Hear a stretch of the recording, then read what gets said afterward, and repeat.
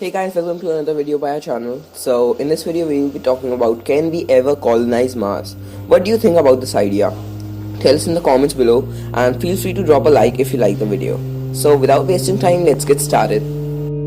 Conditions on the surface of Mars are closer to the conditions on Earth in terms of temperature and sunlight than on any other planet or moon except for the cloud tops of Venus. However, the surface is not hospitable to humans or most known life forms due to the radiation, greatly reduced pressure and an atmosphere with only 0.16% of oxygen. Humans have explored parts of Earth that match some conditions on Mars. Based on NASA rover data, temperatures on Mars at low latitudes are similar to those in Antarctica. The atmospheric pressure at the highest altitudes reached by pilot balloon ascends 35 km of 1,14,000 feet in 1961. 38 km in 2012 is similar to that on the surface of Mars. However, the pilots were not exposed to the extremely low pressure as it would have killed them, but seated in a pressurized capsule.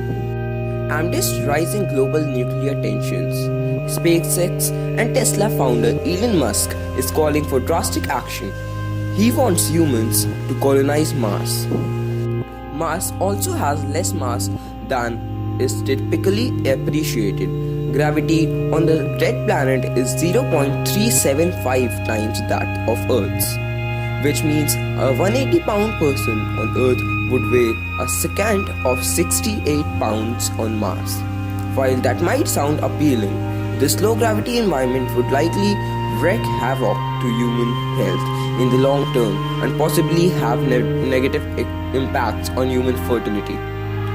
Yet despite these and a plethora of other issues, there's this popular idea floating around that we will soon be able to set up colonies on Mars with ease.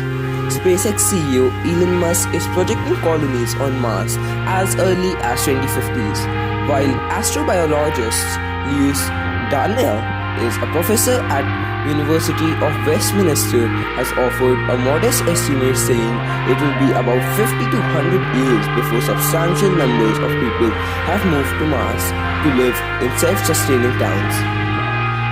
The United Arab Emirates is aiming to build a Martian city of 600,000 occupants by 2117 in one of the more ambitious visions of the future. An MIT team designed for the Redwood Forest, a series of forest habitats inside open public domes.